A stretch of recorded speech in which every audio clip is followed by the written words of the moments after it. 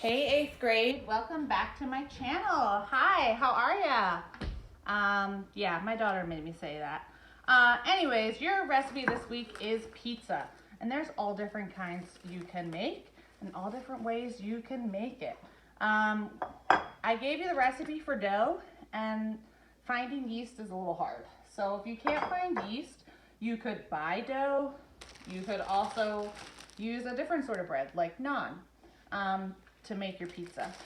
So here I have some dough, and I'm just squishing it out into a nice big circle. Just like when we make pretzels, the more you play with it, the more you're gonna reactivate that gluten and it can start to shrink on you.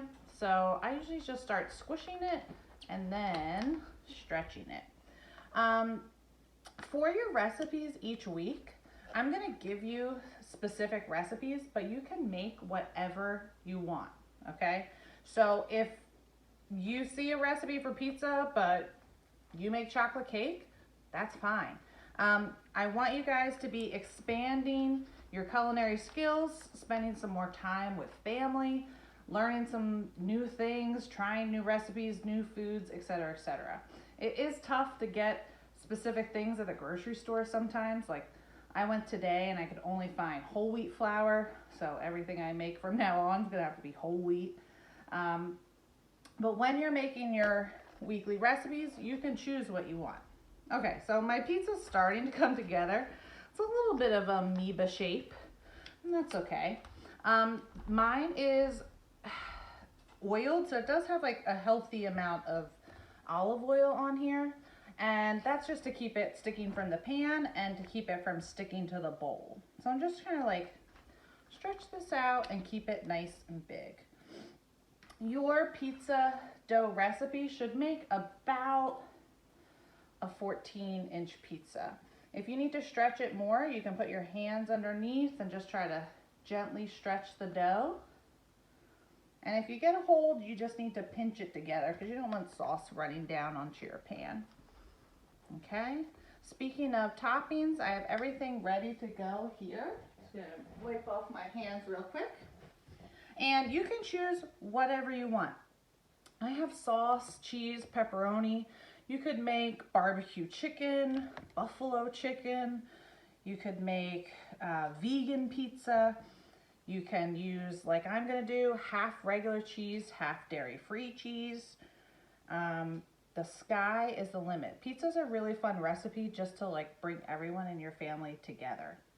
So while I'm making this, I'll just talk a little bit about the next 4 weeks. For weeks 5, 6, 7, 8 of quarter 4, the assignment's pretty much the same. I'm gonna share some recipes, I'll share some videos, some tutorials, some tips each week, and then you choose what you're going to cook.